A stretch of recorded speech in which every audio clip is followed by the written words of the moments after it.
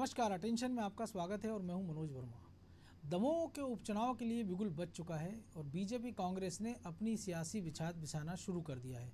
कांग्रेस एक बार फिर पिछले उपचुनाव की तरह इस उपचुनाव में भी गद्दार और बिकाऊ को मुद्दा बनाने की तैयारी में है, तो बीजेपी ने भी कांग्रेस को जवाब देने की पूरी तैयारी कर ली है। दमोह उपचुनाव में अगर बीजेपी को किसी से खतरा होगा तो वो है उसके अपने। हमेशा बीजेपी जयंत मलैया पर दाव लगाती रही है और मलैया के बेटे भी क्षेत्र में सक्रिय हैं। ऐसे में बीजेपी राहुल लोधी को टिकट दे रही है, या फिर यूं कहे कि उसकी मजबूरी है। अब मलैया गुट राहुल लोधी का कितना साथ देता है और कांग्रेस इसका कितना फ़ायदा उठा पाती है, या फिर बीजेपी डैमेज कंट्रोल में सफल होती है, ये तो आने वाला समय बताएगा। आज हम इसी पर चर्चा करेंगे, लेकिन उसके पहले देखिए हमारी ये खास रिपोर्ट।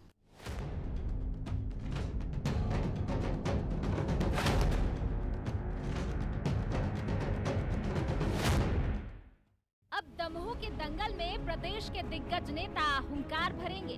मध्य प्रदेश में नगरीय निकाय और पंचायत चुनाव की तारीखें भले ही टल रही हों, लेकिन चुनाव आयोग ने दमोह विधानसभा सीट के लिए उपचुनाव की तारीखों का ऐलान कर दिया है, जिसके बाद से ही बीजेपी कांग्रेस ने अपनी अपनी तैयारियां तेज कर दी हैं। दमोह विधानसभा सीट कांग्रेस विधायक के इस्तीफे के बाद से खाली है। कांग्रेस के तत्कालीन विधायक राहुल सिंह लोधी कांग्रेस से इस्तीफा देकर बीजेपी में शामिल हो गए थे। उन्हें शिवराज सरकार ने राज्य मंत्री का दर्जा दिया है। पिछले दिनों सीएम शिवराज सिंह चौहान ने दमोह दौरे के दौरान यह संकेत भी दे दिए थे कि राहुल सिंह लोधी ही यहां से चुनाव लड़ेंगे।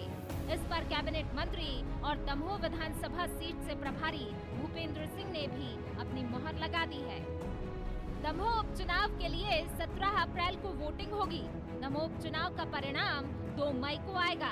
प्रत्याशियों के नामांकन 23 तारीख से भरे जाएंगे, जबकि नामांकन जमा करने की अंतिम तारीख 30 मार्च रहेगी। 3 अप्रैल तक नामांकन वापस लिए जा सकेंगे। चुनाव की घोषणा होते ही दमोह जिले में आदर्श आचार संहिता लागू हो गई है। कोरोना के चलते कुछ दिशा निर्देश भी लागू किए गए हैं। नामांकन के समय प्रत्याशी के साथ केवल 2 लोग कक्ष में जा सकेंगे। नामांकन के दौरान प्रत्याशी केवल 2 वाहन ले जा सकेंगे। उम्मीदवार ऑनलाइन भी नामांकन जमा करा सकते हैं। प्रचार के लिए प्रत्याशी के साथ केवल 5 लोग ही जा सकेंगे। प्रचार के दौरान रोड शो में केवल 5 वाहन ही शामिल हो सकेंगे। दमोह विधानसभा सीट पर बीजेपी के लिए मुश्किलें यह है कि दावेदार कई हैं। पूर्व वित्त मंत्री जयंत मलैया के बेटे भी यहां से दावेदारी ठोक रहे हैं। मलैया यहां से लंबे समय तक विधायक रहे हैं। 2018 के विधानसभा चुनाव में वह हार गए थे। लोधी के बीजेपी में आने के बाद उनके समर्थक अलग दावेदारी कर रहे हैं। ऐसे में पार्टी लगी है कि पहले मलैया की नाराजगी दूर की जाए, लेकिन बीजेपी किसी भी प्रकार की नाराजगी होने से साफ इनकार कर रही है और चुनाव में राहुल लोधी की जीत का दावा किया जा रहा है। निश्चित रूप से माननीय मुख्यमंत्री जी ने मंच से और माननीय प्रदेश अध्यक्ष जी ने मंच से इस बात की घोषणा कर दी है कि श्री राहुल लोधी ही भारतीय जनता पार्टी के अधिकृत प्रत्याशी होंगे। ये प्रदेश अध्यक्ष जी ने भी कहा है, मुख्यमंत्री जी ने भी कहा है दमोह के कार्यक्रम में, इसलिए इसमें कहीं कोई भ्रम की स्थिति नहीं। देखिए, जयंत मलैया जी हमारे पार्टी के वरिष्ठ नेता हैं, सीनियर नेता हैं। उनका पूरा जीवन भारतीय जनता पार्टी को बनाने में गुजरा है। भारतीय जनता पार्टी को अकेले न केवल दमोह में बल्कि पूरे सागर संभाग में और प्रदेश में पार्टी को खड़ा करने में मलैया जी का बहुत बड़ा योगदान है। वरिष्ठ नेता हैं और इसलिए उनके नेतृत्व में हम लोग वहां पर चुनाव लड़ेंगे और वो चुनाव की कमान संभालेंगे। इधर कांग्रेस ने दमोह को लेकर अभी अपने पत्ते नहीं खोले। कांग्रेस ने दमोह इलेक्शन के लिए विशेष कमेटी का गठन किया है। इसमें पूर्व मंत्री ब्रजेंद्र सिंह राठौर और कांग्रेस विधायक रवि जोशी को शामिल किया है। ये कमेटी वहां के लिए प्रत्याशी चयन का काम करेगी। कांग्रेस ने चुनाव की घोषणा होते ही जीत का दावा भी कर दिया है। जयंत मलैया भाजपा के बड़े वरिष्ठ नेता, उन्होंने पार्टी को अपने खून पसीने से सींचा है। वर्षों की उनकी सेवा है, दमोह के विकास में उनका योगदान है, वहाँ के सामाजिक राजनीतिक हर चीज़ में उनका योगदान है उनके परिवार का। और कांग्रेस की पूरी सहानुभूति उनके साथ है। निश्चित तौर पे टिकट का सबसे बढ़िया यदि कोई उपयुक्त दावेदार भाजपा में दमों के लिए तो वह जयंत मलैया का परिवार है, उनके पुत्र हैं, चाहे जयंत मलैया खुद हैं। लेकिन भारतीय जनता पार्टी ने जिस प्रकार से बिकाऊओं को आगे कर टिकाऊओं को पीछे किया है, जिस प्रकार से हमें कई उदाहरण मौजूद हैं। आप देखें कि एक समय 75 वर्ष की गाइडलाइन बनाकर बाबूलाल गौर और सरताज सिंह को मंत्रिमंडल से हटाया गया था।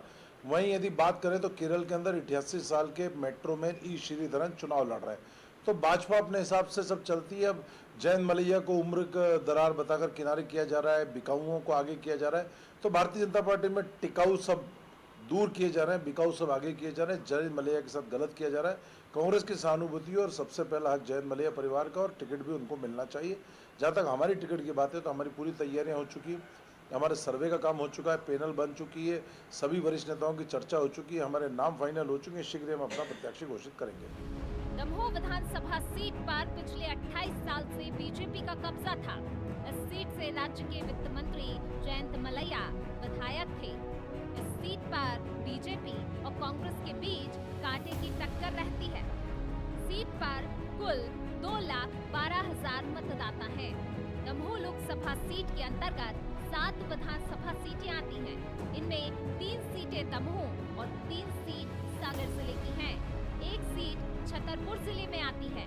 साल 2013 के विधानसभा चुनाव में बीजेपी के जयंत मलैया और कांग्रेस के चंद्रभान के बीच कांटे की टक्कर देखने को मिली थी। इस चुनाव में मलैया को 5,000 वोट से जीत मिली थी, जबकि वोट फीसदी का अंतर सिर्फ 3.3 ही रहा। इसके अलावा बीएसपी और भारतीय शक्ति चेतना पार्टी ने भी इस सीट पर चुनाव लड़ा था। साल 2008 के विधानसभा चुनाव में बीजेपी के जयंत मलैया और कांग्रेस के चंद्रभान के बीच और भी कड़ा मुकाबला देखने को मिला था।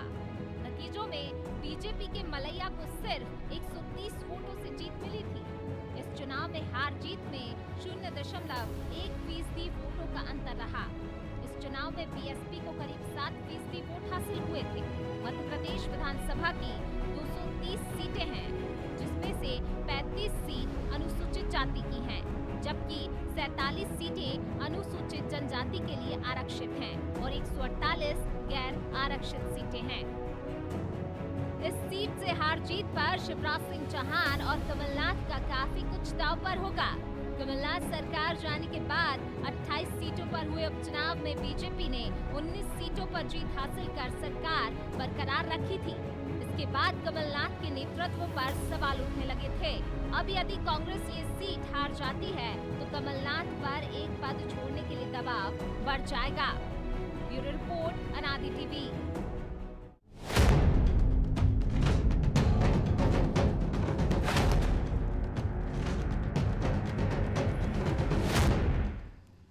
तो दमोह के इसी सियासी समीकरण को समझेंगे हमारे सहयोगी एसोसिएट एडिटर प्रभु पटेरिया और ब्यूरो हेड ब्रजेश चोकसे के साथ।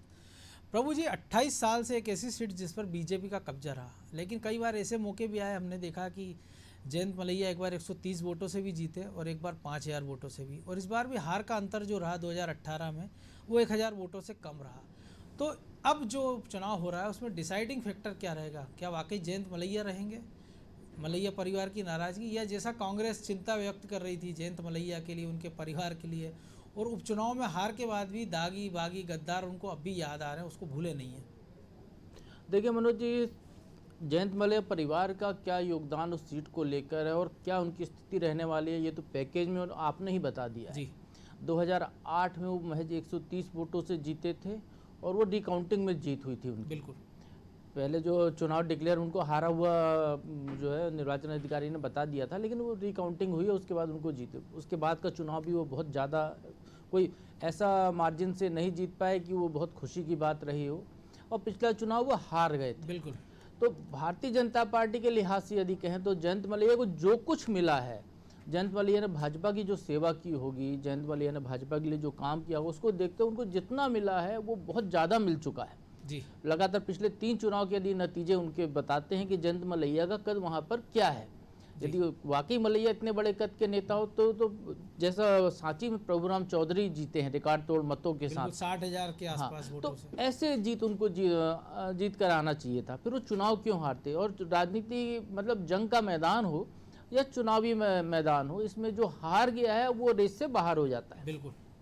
उसको दोबारा रेस में लाने का कोई मतलब नहीं। और जो लगातार जिसकी जीत में कोई बहुत ज़्यादा संभावनाशील ना रहा हो तो फिर उसको मौका देना शायद भारतीय जनता पार्टी के लिहाज से ज़्यादा उपयोगी नहीं हो सकता है।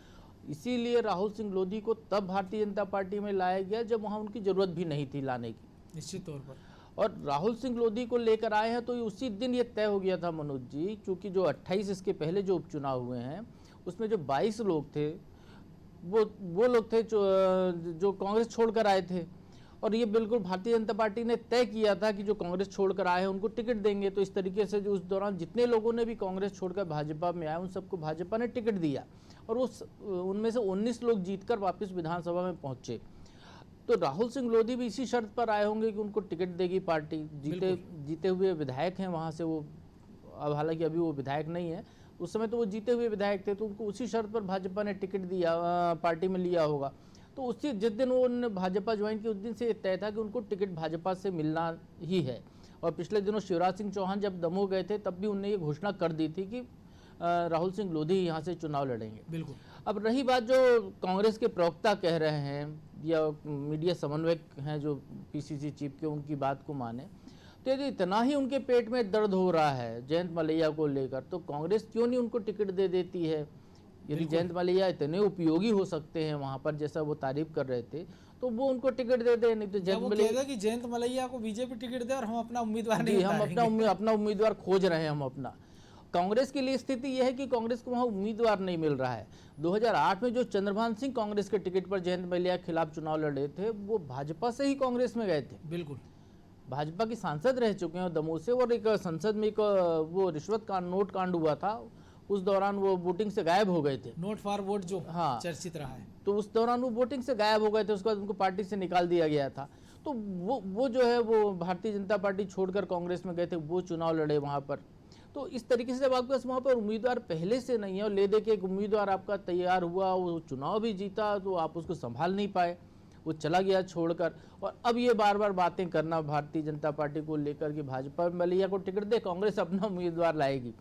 तो ये जो है एक हास्यास्पद बात है कि भाजपा को क्या करना है, भाजपा की चुनाव समिति निर्णय लेगी, उनके नेता निर्णय लेंगे, कांग्रेस अपनी बात करे, कांग्रेस अपना उम्मीदवार तय करे।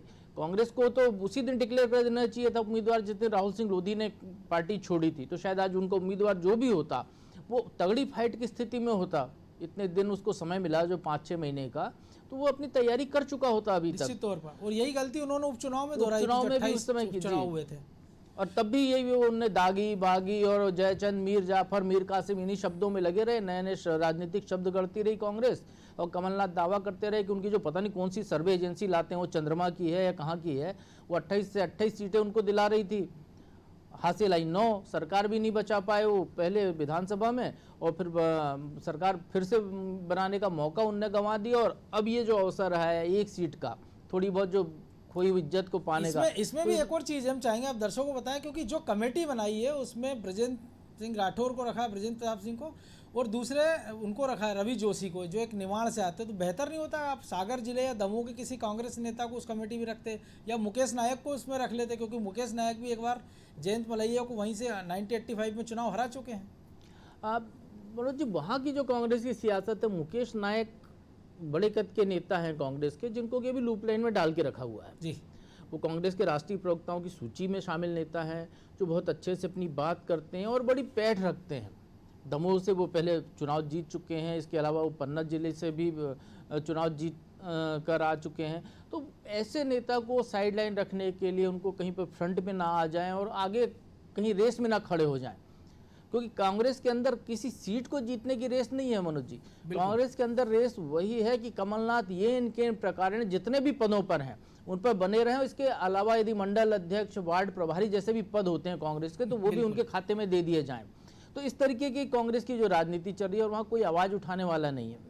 अब ये देखिए कि पूरी विधानसभा जो है चल के खत्म हो गई, नेता प्रतिपक्ष विधानसभा में क्या भूमिका रही इसका आकलन कर लीजिए आप। और एक भी सवाल नहीं पूछा उन्होंने, शायद सरकार को घेर सकते थे। मतलब एक बड़ा हास्यास्पद है मनोज जी की विधानसभा में कुछ सत्ताधारी दल के विधायक जो कह रहे हैं कि वो शिवनाथ सरकार चल रही है, मतलब शिवराज जो चाहते हैं वही कमलनाथ करते हैं। बिल्कुल, शिवराज जो इशारा करते हैं वही कमलनाथ हाँ में हाँ मिलाते हैं। बिल्कुल एक अपने नई लाइन भी दी है तो ये जो है इस तरीके की स्थिति हो गई कांग्रेस के नेता नेता विपक्ष की कहें या पीसीसी चीफ की कहें या पूर्व मुख्यमंत्री की कहें कि जो ना तो सड़क पर संघर्ष करते हुए दिखाई देते हैं, किसान आंदोलन आता है तो 1 महीने आगे का कार्यक्रम बनाते हैं, जब वो आंची ठंडी हो जाएगी आंदोलन की उसके बाद आप आंदोलन करके क्या करेंगे। बिल्कुल। तो इस तरीके से वो लड़ने का मादा दिखा ही नहीं रहे हैं, तो इसलिए उम्मीद बिल्कुल कांग्रेस को वहाँ पर नहीं है। इसीलिए उनने ऐसे लोगों को वहाँ पर प्रत्याशी चयन के लिए जिम्मेदार बनाया है जिनको उस क्षेत्र की तासीर का ही पता नहीं है। बिल्कुल, निश्चित तौर पर ब्रजेश जी, तासीर का पता नहीं। और इस सीट का जो इतिहास है वो ये बताता है कि यहाँ पर जाति विशेष डिसाइडिंग कभी नहीं रहा, चेहरा बड़ा महत्वपूर्ण रहा है यहाँ। इसीलिए हमने 7 बार जयंत मलैया चुनाव जीते हैं, बावजूद उसके कि जो जैन वोटर है वहाँ आज की स्थिति में भी 15 हज़ार है, लोधी 40,000 के आसपास है, दलित वोटर भी हैं, राजपूत वोटर भी हैं, अल्पसंख्यक भी हैं, क्रिश्चियन वोटर भी इस सीट पर हैं। तो ऐसे में अब जो कांग्रेस चिंता कर रही थी बीजेपी की, तो क्या वाकई आपको लगता है कि अगर जयंत मलैया नाराज़ होते हैं, हालांकि जैसे बीजेपी में हमने देखा कि शायद कई सारे चेहरे ऐसे नाराज़ होते हैं लेकिन चुनाव में उन्हें मना लिया जाता है। हमने पिछले उपचुनाव में भी देखा कई सारे बीजेपी के नेता नाराज़ हुए, एंड टाइम पे मान गए, बीजेपी ने उस सीट भी जीत ली। तो क्या इनकी नाराज़गी का वाकई कोई असर होता दिखेगा? क्योंकि ऐसी स्थिति में कि जब जयंत मलैया शायद उम्र के इस पड़ाव पर है कि शायद अगली बार वो कोशिश करेंगे कि उनकी जगह उनके बेटे को टिकट मिले, ऐसे में ना वो खुद का राजनीतिक कैरियर खतरे में डालेंगे ना बेटे का। देखिए मनोज जी, जयंत मलैया भाजपा में हैं तब उनकी ये हालात हैं कि वो सीट पर कितने कम मार्जिन से जीत पाते हैं या बामुश्किल से जीत पा रहे हैं। तो मुझे नहीं लगता कि वो नाराज़ होकर बैठ जाएंगे या कांग्रेस की तरफ उनका रुझान होगा, क्योंकि जब वो भाजपा में जहाँ संगठन इतना मजबूत है, सारी सुविधाएं हैं, सब चीज़ें हैं, जहाँ सरकार के खिलाफ कोई नाराज़गी नहीं थी, इसके बावजूद उनकी ये स्थिति हुई और हार गए वो। तो मुझे नहीं लगता कि एक तो वो ऐसा कदम उठाएंगे, क्योंकि बेटे का भविष्य भी वो देख रहे होंगे।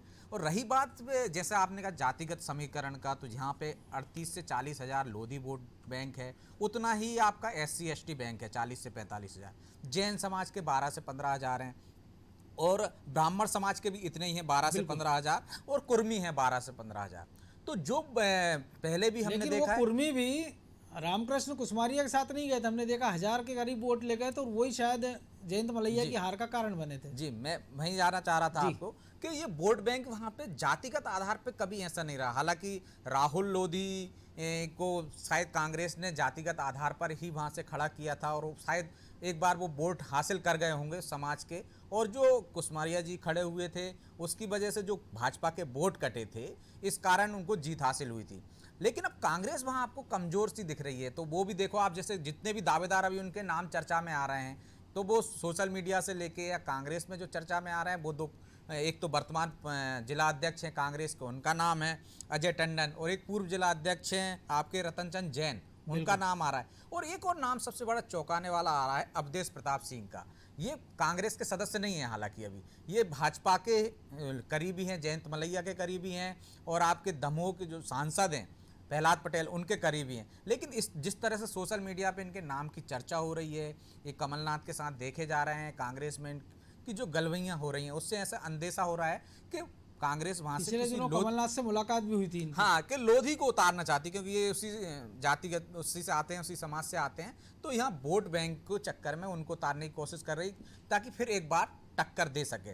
लेकिन जिस तरह से हालात हैं, जैसे आपने जयंत मलैया जी का कहा, जयंत मलैया जी आज की तारीख में वहाँ इतना बड़ा फैक्टर नहीं बचे हैं। जैसे प्रभु जी ने कहा था कि यदि वो इतने बड़े कद के नेता होते तो वो अच्छे मार्जिन से जीतते। तो उनकी खुद की पोजीशन ऐसी नहीं है कि वो कुछ ज़्यादा फेरबदल कर सकते हैं वहाँ पे, या ऐसा किसी को हरा या जिता सकने की क्षमता रखते हों।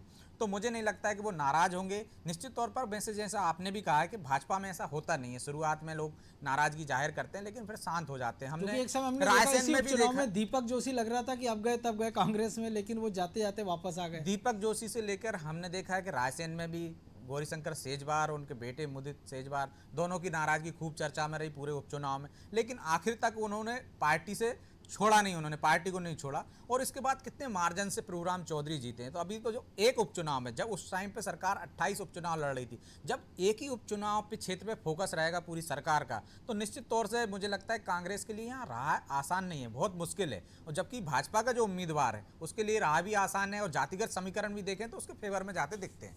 बिल्कुल प्रभु जी, दो और चीज़ें हैं इस चुनाव में, क्योंकि हम देख रहे हैं कि 15 साल बाद सरकार बनी, 15 महीने भी कमलनाथ उसको संभाल नहीं पाए, और ठीकरा पूरा उन पर फूटा और उन्होंने दिग्विजय सिंह को ठीकरा फोड़ दिया। अब 28 उपचुनाव हुए, जैसा आपने शुरुआत में कहा, 19 सीटें बीजेपी जीत गई। अब आपको नहीं लग रहा है कि अगर ये एक और हार होती कमलनाथ के खाते में तो शायद एक पद उनका खतरे में आ जाएगा, और दूसरा दो ही बड़े उनके जो नेता होते हैं, दिग्विजय सिंह उनके पास 2 राज्यों का प्रभारी बना दिया गया उनको, और खुद कमलनाथ स्टार प्रचारक है पश्चिम बंगाल में। देखिए मनोज जी, यहाँ ये जो संभावना है कि कोई एक पद कमलनाथ का खतरे में होगा, तो ये संभावनाएं जब कमलनाथ मध्य प्रदेश के मुख्यमंत्री बने थे बिल्कुल, उस दिन से ये चल रहा था कि 2 पद पर वो नहीं रह सकते, वो मुख्यमंत्री हो गए तब पीसीसी चीफ का पद उनको छोड़ना पड़ेगा, ऐसी संभावनाएं तलाशी जा लगातार रही कयास थी। वो खुद जी। भी कह चुके थे कि मैंने इस्तीफा दे दिया। लेकिन ऐसा हुआ नहीं था। मुख्यमंत्री से वो पूर्व मुख्यमंत्री हुए तो एक नया पद उनमें जुड़ गया, नेता प्रतिपक्ष का, वो अभी भी 2 पदों पर कायम है। और तो ये कमलनाथ इस कद के नेता हो गए हैं कांग्रेस में, और चूंकि दिल्ली की कांग्रेस की हालत दुनिया सबसे छुपी नहीं है कहीं से, कि वहाँ कोई अनिर्णय की स्थिति है, वहाँ वो खुद ही अपने इतने प्रपंचों में उलझी हुई है, इमरती कहें या जलेबी की तरह उलझी हुई है, कि वो उसको ये पता ही नहीं कि उसको करना क्या है कांग्रेस को संवारने के लिए। तो कमलनाथ को जलेबी ठीक है, क्योंकि इमरती तो बहुत जी, तकलीफ इमरती देती है कांग्रेस को। तो वो जो है पूरी के पूरे वो कांग्रेस में जो कुछ भी निर्णय होना है वो कमलनाथ की मर्जी के मुताबिक होता हुआ ही दिखाई दे रहा है। तो कमलनाथ को कोई हार जीत से कोई फर्क नहीं पड़ने वाला। ये एक सीट क्या, आने वाले नगरीय निकाय चुनाव में भी यदि कांग्रेस पूरी तरह हार जाती है तो भी कमलनाथ को कोई फर्क तब तक पड़ता हुआ नहीं दिखाई देगा जब तक कि दिल्ली में जो कांग्रेस का जो आला कमान है वहाँ पर कोई निर्वाचित प्रतिनिधि बैठे, ऐसा विजनरी बैठे जो कांग्रेस को वापस उत्थान के रास्ते पे ले जाने के बारे में ना सोचता हो। नोमन तेल होगा ना राधा नाचेगी। जी बिल्कुल वही स्थिति होने वाली है यहाँ पर। और जहाँ तक जयंत मलैया की बात है तो जैसा मैंने पहले कहा कि जयंत मलैया के लिए पहले दिन से तय था, जिस दिन राहुल लोधी ने भाजपा ज्वाइन की थी, कि टिकट राहुल लोधी को ही मिलेगा, इसलिए चाहे मलैया हो या उनके बेटे हो या कोई और हो, वो केवल अपनी कि हम हैं यहाँ पर वो मौजूदगी साबित करने के लिए वो टिकट की डिमांड कर रहे हैं या विरोध कर रहे हैं। जैसा कि वो भूपेंद्र सिंह जी कह रहे थे, भाजपा के जो चुनाव प्रभारी वहाँ के, जयंत मलैया के नेतृत्व में ही भाजपा का चुनाव कैंपेन वहाँ पर चलाएगी भाजपा, और वो करेंगे, मेहनत करेंगे और उनको जिताएंगे, क्योंकि वो बहुत सारे फैक्टर वहाँ पर काम कर रहे हैं। सांसद जो हैं दमोह के वो केंद्रीय मंत्री हैं, लोधी समाज के नेता हैं। वो जयंत मलैया के बेटे का भविष्य भी यदि भाजपा में कोई निर्भर करता है या जयंत मलैया का कोई भविष्य भी निर्भर करता है किसी पद पर जाने का, निगम, तो वो भी जो है इसी लिहाज से चुनाव पर डिपेंड होगा। तो कमलनाथ के पास खोने या पाने के लिए कुछ नहीं है, लेकिन मलैया परिवार या भाजपा नेताओं के लिए बहुत बड़ा आसमान खुला हुआ है मनोज जी। आप जी ब्रजेश जी, आसमान तो खुला, लेकिन भले खोने के लिए नहीं हो, लेकिन एक स्थिति आपको नहीं लग रहा कि अगर ये हार का सिलसिला लगातार चलता रहा तो एक स्थिति में, जैसे हमने कई सारे कांग्रेस के जो प्रदेश अध्यक्ष देखे हैं कि एंड टाइम पे उनको जब हटाया जाता है फिर वो डिसाइडिंग हो जाते हैं। हमने चाहे सुरेश पचौरी देखे हो चाहे अरुण यादव हो, कि जब मेहनत करते हो, जब टिकट बांटने की बारी आएगी तो हो सकता है कांग्रेस की एक पूरी लॉबी ये चाहती हो कि ठीक है आप 19 उपचुनाव वो हारे, एक ही हारिए, नगरीय निकाय में हारिए, इसका जब विधानसभा में आप जब जाएंगे 2023 के पहले तब हिसाब चुकता किया जाएगा। देखिए मनोज जी, चुनाव तो लगातार हार रहे हैं और सबसे बड़ी बात है कि कमलनाथ के नेतृत्व में सरकार चली गई। तो जब कमलनाथ के नेतृत्व में सरकार चली गई, वो चाहते तो सरकार बचा सकते थे या उसके उपाय कर सकते थे, लेकिन वैसे करते दिखे नहीं, सिर्फ कहते दिखे कि वो हमारे पास इतने विधायक हैं संपर्क में हमारे, कभी भी हम इधर ला सकते हैं, लेकिन जो संपर्क में थे उनको भी उन्होंने कांग्रेस में लाने की कोशिश नहीं की, उनका इस्तीफा नहीं कराया। तो जो हार का जो सिलसिला है, जो ठीक रहा है, उन पर फूटना तो है ही और फूट भी रहा है। हम देख रहे हैं नारायण त्रिपाठी तो हमने देखा कि इस्तीफे के एक रात पहले तक अंदर बाहर हो रहे थे, वो बिल्कुल तय नहीं कर पा रहे थे कि जाना है कमल के पास जाना है कि नाथ के पास। हाँ, तो वो संभाल ही नहीं पाए अपनी सरकार, इसलिए चलिए ठीक रहा, तो उन पर फूटा ही हुआ है। और कांग्रेस का जो एक धड़ा जो शांत बैठा है, जो अभी बीच में थोड़ा सा आपको उद्वेलित होते भी हुए दिखा था चौरसिया वाले मामले में, लेकिन अब फिर जैसे खंडवा में भी असमय उनकी निधन हो गया सांसद नंदू भैया का, तो बिल्कुल इस कारण मुझे लगता है जो एक खेमा थोड़ा बहुत उठ रहा था या जो विरोध करने की कोशिश कर रहा था, उनमें से एक नेता को तो शांत कर दिया गया, निलंबित कर दिया, निष्कासित कर दिया गया 6 साल के लिए। दूसरे ने जो भी किया हो माफ़ी मांगी हो, और वो ट्विटर से वगैरह से सब जगह से उनके जो विरोध के स्वर थे वो गायब हो गए हैं। तो आप देखिए कांग्रेस में विरोध तो हो ही रहा है नेतृत्व का, क्योंकि उनके पास नेता प्रतिपक्ष का पद भी है और अध्यक्ष का भी है, तो विरोध के लिए मौके की तलाश है।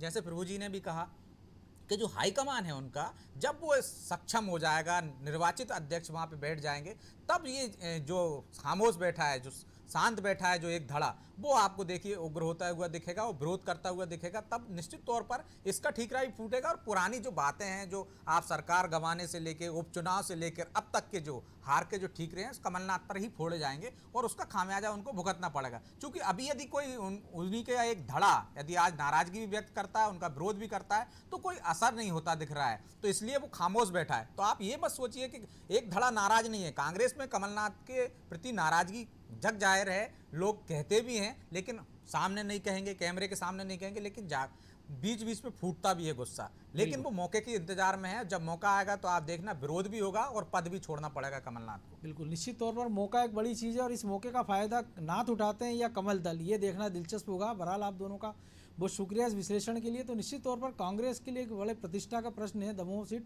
लेकिन जैसा हमारे दोनों साथियों ने कहा है कि अगर कांग्रेस के पास एक बेहतर मौका था कि अगर वो 6 महीने पहले अपना उम्मीदवार घोषित कर देते तो आज शायद वो एक कड़ी टक्कर की स्थिति में होते हैं। लेकिन अब जब चुनाव का ऐलान हो गया है तब ऐसे 2 नेताओं की कमेटी बनाई गई है जिनका ज़मीनी आधार भी उस क्षेत्र में नहीं है, ना उनको राजनीतिक या भौगोलिक समझ उस इलाके की है। तो ऐसे में अंदाज लगा सकते हैं कि कांग्रेस इन चुनावों के लिए कितना गंभीर है। अब ये गंभीरता या जो भी निर्णय होगा या 2 मई को जो नतीजे आएंगे वो देखना दिलचस्प होगा कि उसका असर क्या होगा। हालांकि जैसा हमारे दोनों सहयोगी ने कहा भी है कि ये तब तक ऐसा चलता रहेगा सिलसिला मध्य प्रदेश में जब तक दिल्ली में मजबूत नेतृत्व कांग्रेस को मिलता नहीं है, और इसकी उम्मीद करना हाल फिलहाल तो बेमानी है। तो उम्मीद की जाना चाहिए कि दिल्ली में ना सही मध्य प्रदेश में कम से कम कांग्रेस खुद को मजबूत करे और एक मजबूत विपक्ष का रोल अदा करे। अटेंशन में आज इतना ही, मुझे दीजिए इजाज़त और आप देखते रहिए अनादि टीवी। नमस्कार।